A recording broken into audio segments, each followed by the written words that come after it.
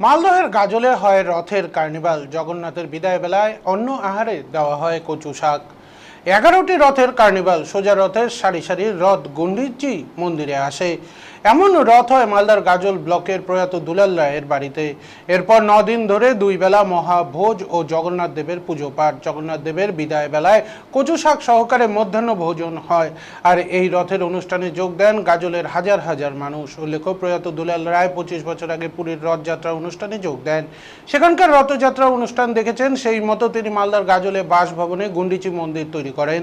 সেখানে প্রথমে একটি রথ আসতো, এরপর জগন্নাথ, সুভদ্রা, বলরামের পুজো শুরু হয়। বেশ কয়েক বছর এইভাবে রথযাত্রা অনুষ্ঠান চলতে থাকে। এরপর গাজলের অন্যান্য রথ কমিটি সিদ্ধান্ত নেয় সমস্ত রথ সোজা রথে গুন্ডিচি মন্দিরে আসবে। এরপর সেখানে মন্দিরে 9 দিন ধরে পূজা অর্চনা হবে। প্রতিদিন দুবেলা গাজলের বাসিন্দারা অন্ন আহার গ্রহণ করবে। প্রয়াত হয়েছেন দুলাল চন্দ্র রায়। এখন ঐতিহ্য ধরে রেখেছেন তার ছেলে বিধান রায়। এখনো প্রথা মেনে উল্টো রথ যাত্রার আগের দিন নিরামিষ ভাত, ডাল, সবজি, বিশেষ করে কচু শাক খাওয়ানো হয় ভক্তদের। এরপর পায়েস, মিষ্টির পালাও রয়েছে। গাজলের বাসিন্দারা জানান, 25 বছর ধরে এই গাজলের বাসিন্দা 11টি রথের মাসির বাড়ি করছে গুন্ডিচি মন্দিরকে। 11টি জগন্নাথের পুজো হয় এই মন্দিরে। জগন্নাথ দেবের সাথে কচুর শাকের একটি বিশেষ ব্যাপার রয়েছে, ফলে আহারে প্রতিপাতে কচু শাক দেওয়া হয়। আমরা সকলে মিলে 9 দিন এই অনুষ্ঠানে যোগদান করি। বিধান রায় জানান, 25 বছর থেকে 11টি রথ নিয়ে গাজলে কার্নিভাল হয়। এই রথের কার্নিভালে যোগ দেন শুধু মালদা জেলার নয়, পার্শ্ববর্তী 2 দিনাজপুর সহ কলকাতার বহু মানুষ। 9 দিন ধরে ধুমধাম করে পুজো পাঠ হয়। দুবেলা অন্ন আহারের ব্যবস্থা থাকে। প্রতিদিন 10 থেকে 12 হাজার মানুষ এই আহারে অংশগ্রহণ করেন। উল্টো রথের দিন আবার কার্নিভাল করে যে যার বাড়িতে ফিরে যায়।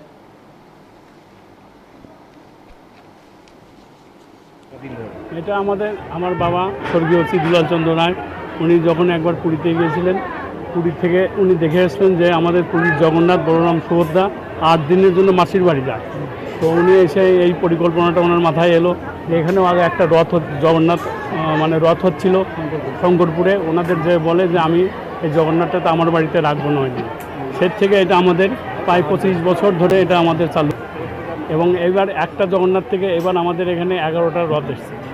এবং এটা গাজলের একটা বৃহৎ উৎসব, এটা রথ কার্নিভাল। আমাদের এটার নাম হয়েছে এখন রথ কার্নিভাল। যেমন কলকাতাতে দুর্গাপূজা, মালদাতে দুর্গাপূজা কার্নিভাল হয়, এটা আমাদের রথ কার্নিভাল। এটা 9 দিন ধরে আমাদের ডেলি এখানে প্রসাদের ব্যবস্থা হচ্ছে। এবং বৃন্দাবন থেকে আমাদের এখানে ভাগবত পাঠ করার জন্য এখানে এসছে। তারা 9 দিন ব্যাপী এখানে পাঠ হলো। এবং 9 দিন 2 বেলায় এখানে এইরকম প্রসাদ আমরা জগন্নাথের কৃপায় আমরা এই প্রসাদের ব্যবস্থা করি। আমি গাজলের একজন বাসিন্দা। এই উৎসবটা 25 বছর ধরে চলছে। জমজমাট অনুষ্ঠানটা 3-4 বছর ধরে রথের সংখ্যা অনেক বেড়েছে। এবং গাজলবাসীর অনুরোধে বিধানচন্দ্র রায় টোটাল মাসির বাড়িটা তার বাড়িতে করেছে। এবং গোটা গাজলবাসী এই 7 দিন ধরে এখানে 2 বেলা আহার নেয় এবং প্রচণ্ড আনন্দ উপভোগ করে। কালকে এখান থেকেই আবার উল্টো রথ শুরু হবে। হ্যাঁ, গাজলবাসী একদম স্বতঃস্ফূর্তভাবে আনন্দ সহকারে একে উৎসব পালন করে। প্রতিদিন প্রায় 5-7 হাজার লোক, আর এই লাস্টের দিন প্রায় 15 হাজার লোক এখানে সমাগম হয়।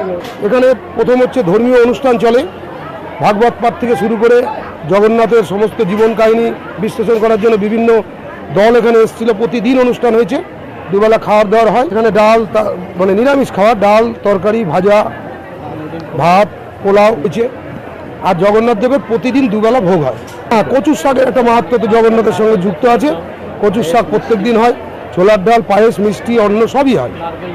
তো জগন্নাথ দেবেরই পুজো হয় 2 বেলা। জগন্নাথ দেব এখানে 11টা মূর্তি আছে, 11টা জগন্নাথ, তাদের প্রত্যেক দিন প্রচণ্ড আনন্দ। গাজলবাসী আপনারা কালকে আসলে দেখতে পাবেন, প্রায় 30 হাজার লোক এখানে সমাবেশে, এখানে প্রসেশন হবে।